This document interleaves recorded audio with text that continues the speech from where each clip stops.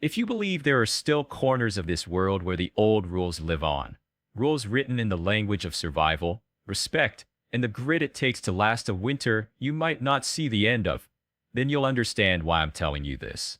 And if you do, if you find yourself agreeing as the cold wind of this story brushes your skin, then like this telling and follow along. Because what I'm about to share with you changes everything I thought I knew about the kind of life I could build.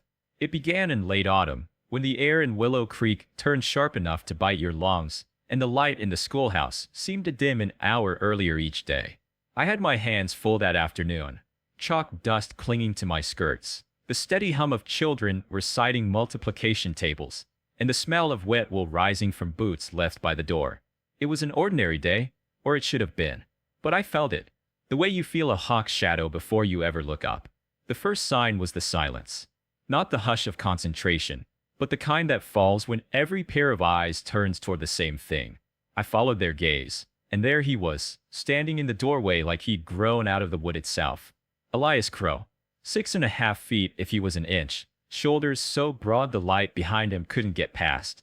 His coat was battered leather, the color of pine bark after rain, and it carried the scent of wind that had blown over snowfields. His hair was long, streaked with silver at the temples, and his beard had the wild look of a man who kept no mirror. But it was his eyes that rooted me to the spot, deep-set, dark, and watchful in a way that said he'd seen more winters than I'd had birthdays. "Miss Marrow," he said, his voice low and slow, like a creek still running under ice. "We need to talk." The children sat frozen, wide-eyed. I couldn't blame them. Most folks in town only ever saw Elias from a distance, high up on the ridgeline or crossing the far pastures. He came down maybe twice a year for salt, flour, or a replacement part for his rifle, and even then he didn't linger. The stories about him filled the space his absence left. How he'd lived alone in the high country since before the oldest man in Willow Creek was born. How he'd never taken a wife, never touched a woman since the year 1723. It was a ridiculous claim, of course, folklore spun to make him into a figure of legend. And yet, looking at him now, I wasn't so sure it was a lie. I stepped outside with him, closing the schoolhouse door against the curious faces pressed to the glass. The wind hit me first, smelling of pine resin and distant snow. Then his presence hit me, heavy and quiet, like standing next to a boulder that might roll down the mountain at any moment. "What is it you need, Mr. Crow?" I asked, trying to keep my voice steady. His gaze held mine without flinching. "A wife." The word landed like a hammer blow. Not an invitation, not a request, just a statement, blunt and immovable. I laughed because what else could I do? "You can't be serious." "I am." His tone didn't shift. "Winter's coming fast. My place up there," he tilted his head toward the shadowed peaks beyond town, "is built for one. But it'd stand better with two. You've got no one to keep your firewood stacked when the drifts get higher than your windows. No one to ride for help if you take ill. I've got the land, the food, the shelter. You've got the sense to survive. Seems to me we'd suit each other." The way he said it, without flattery, without charm, ought to have offended me. It didn't. Instead, it stripped away all the pretense I'd come to expect from men who tried to court me with hollow compliments. Elias Crow was offering me a trade. Survival for survival. "Why me?" I asked. "You don't know me." "I know enough," he said, eyes flicking toward the schoolhouse. "8 winters you've been here, teaching these children. You've lived through snow that kept the valleys shut for weeks. You're still standing. And I've had my fill of soft women who can't last through the hard months." It should have made me bristle. Instead, it stirred something restless inside me. I had come to Willow Creek to be left alone, to stitch together a life from the scraps left after heartbreak. And yet here was a man who saw right through that stitching, straight to the threadbare truth. "I haven't decided," I told him, my voice sharper than I meant. "You will," he said simply. "Soon."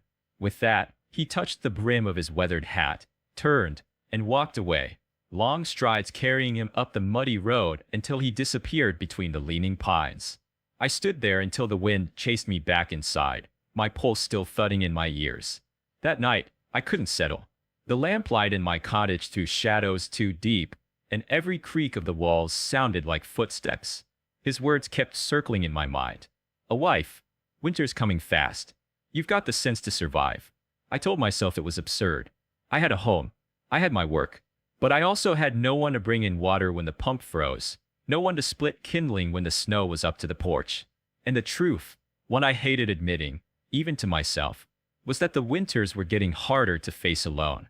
Still, what did I know of Elias Crow, really? Just the gossip of a small town, the brief glimpse of a man carved out of stone and solitude. If the rumors were true, he had lived more than one lifetime without another soul beside him. Why would a man like that decide now, suddenly, that he needed someone? And why me? The questions tangled in my thoughts as I banked the fire and climbed into bed. The wind rose outside, rattling the shutters like it meant to get in. And for the first time in years, I found myself wondering if, perhaps, letting someone in might not be the worst thing after all. I didn't yet know it, but that single thought was the first crack in the wall I'd built around my life. And once Elias Crow set his mind on a thing, there was no stopping the storm he carried with him. On the third day after his visit, the sound of Elias Crow's voice still lingered in my ears like the echo of a bell tolling in the distance. I tried to busy myself with the children's lessons, with mending the hem of my one good winter dress, with anything that would keep my mind from drifting back to the shadow he cast over my threshold. But the truth is, when a man like that decides to step into your life, pretending he isn't there is like pretending you don't see the mountains on the horizon. You can lie to yourself, but you'll be the only one fooled. It was market day when I saw him next. I was standing at the counter in Thompson's Mercantile, haggling over the price of lamp oil, when I felt the change in the air again. That subtle shift that says someone has entered the room who shouldn't be ignored. I turned, and there he was, filling the doorway as though the place had been built too small for him. He carried no list, no basket, just a battered leather pouch slung over his shoulder. His eyes found mine immediately, and I swear I felt the weight of that gaze settle on me like fresh snow, silent, cold, inescapable. "Miss Marrow," he said, the low rumble of his voice cutting through the murmur of market chatter. "Have you thought about my offer?" Every head in the shop turned toward us. The storekeeper's wife froze in the act of weighing out sugar. A young ranch hand stopped pretending to browse and leaned on a barrel to listen. I could feel the heat rising in my cheeks. "I've thought about it," I said, keeping my voice even. And I still don't see why you choose me." Elias took a slow step forward, the boards beneath his boots groaning. "Because you're still standing." I wanted to demand more explanation, to make him speak in terms that didn't sound like something pulled from a mountain proverb. But instead, I asked the question that had been burning in the back of my mind. Why now? After all these years alone. His jaw tightened, and for the first time, I saw something behind his eyes that wasn't unshakable certainty. Winter's coming harder than most, and a man gets tired of talking to the walls. It wasn't the answer I expected. It wasn't even a particularly romantic one, but it was honest, and it was that honesty that made me hesitate instead of dismissing him outright. The shopkeeper cleared his throat, and the moment shattered. Elias set a few coins on the counter, collected a sack of flour without looking away from me, and left without another word. The room exhaled as the doors shut behind him, and the question started. "Is he courting you?" Mrs. Thompson asked in a tone meant to sound curious but thick with gossip. "No," I said too quickly. "He's practical." The news traveled faster than the wind through town. By evening, I had endured 3 visits from women just stopping by, each with her own opinion about the wisdom, or folly, of letting Elias Crow draw me into his solitary world. Mrs. Kindry, who'd lost her husband in the blizzard of '68, shook her head. "Men like him are used to their own ways. You'll be nothing but a shadow in his house." Young Molly Pratt, barely 19 and newly married, sighed dreamily. "It's like something out of a storybook. The mysterious mountain man coming down to claim a bride." I laughed at that, though it came out hollow. "I'm no storybook heroine, Molly." "Maybe not," she said. "But it sounds like you're about to be the main character in something." I thought about that later, sitting by the fire with a mug of tea gone cold. Was this how it happened? One day you were a woman content to live quietly, and the next, you were weighing the merits of leaving everything familiar for the company of a man you barely knew. The truth was, Elias's offer gnawed at me not because it was tempting, but because it was reasonable. He hadn't spoken of love or passion, things I had long since stopped expecting. He'd spoken of survival, of weathering the winter, of not standing alone in the storms to come. That night, the wind rose, and with it came the sound of something rattling against my shutters. I got up to secure them, and in the silvery wash of moonlight on snow, I saw him. Elias, standing at the edge of my small yard, his figure half shrouded by the skeletal branches of the elm. He didn't move, didn't call out, just watched. I stepped onto the porch, pulling my shawl tight. Is something wrong? Just making sure your chimney's drawing right, he said. Saw the smoke curling wrong earlier. Could mean a blockage.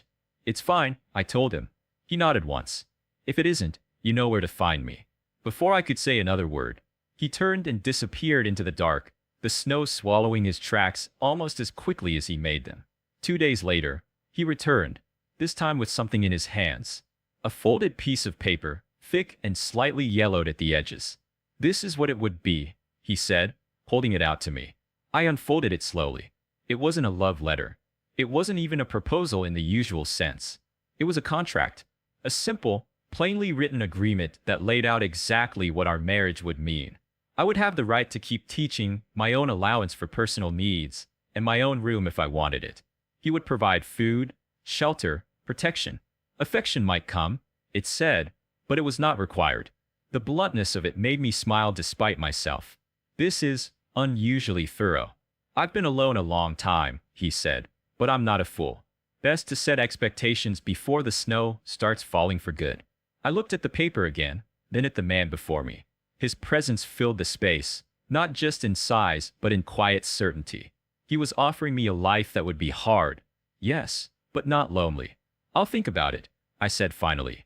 Don't take too long, he replied. The mountain doesn't wait. When he left, I set the contract on my table and sat staring at it until the fire burned low. There were no pretty promises, no sweeping declarations.